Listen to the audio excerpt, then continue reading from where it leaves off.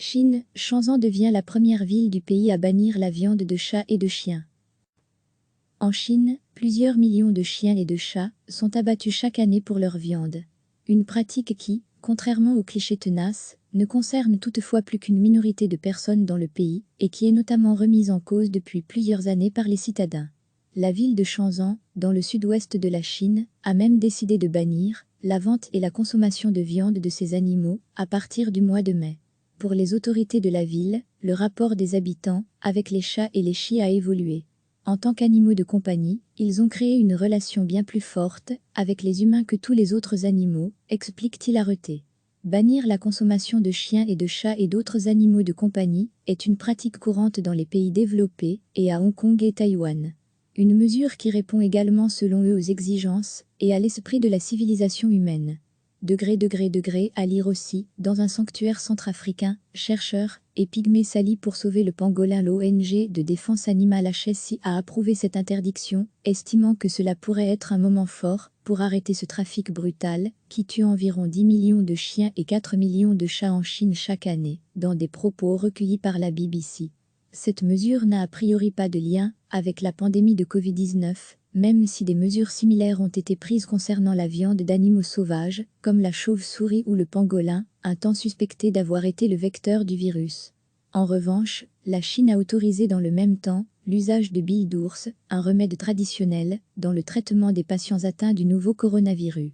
Certaines ONG craignent que cela nuise aux efforts pour mettre fin au trafic d'animaux sauvages dans le pays. Recevez chaque matin l'essentiel de l'actualité. En Chine, plusieurs millions de chiens et de chats sont abattus chaque année pour leur viande. Une pratique qui, contrairement aux clichés tenaces, ne concerne toutefois plus qu'une minorité de personnes dans le pays et qui est notamment remise en cause depuis plusieurs années par les citadins. La ville de Shenzhen, dans le sud-ouest de la Chine, a même décidé de bannir la vente et la consommation de viande de ces animaux à partir du mois de mai. Pour les autorités de la ville, le rapport des habitants avec les chats et les chiens a évolué. En tant qu'animaux de compagnie, ils ont créé une relation bien plus forte avec les humains que tous les autres animaux, explique-t-il arrêté. Bannir la consommation de chiens et de chats et d'autres animaux de compagnie est une pratique courante dans les pays développés et à Hong Kong et Taïwan. Une mesure qui répond également selon eux aux exigences et à l'esprit de la civilisation humaine. À lire aussi, dans un sanctuaire centrafricain, chercheurs et pygmées s'allient pour sauver le pangolin. L'ONG de défense animale HSI a approuvé cette interdiction, estimant que cela pourrait être un moment fort pour arrêter ce trafic brutal qui tue environ 10 millions de chiens et 4 millions de chats en Chine chaque année, dans des propos recueillis par la BBC.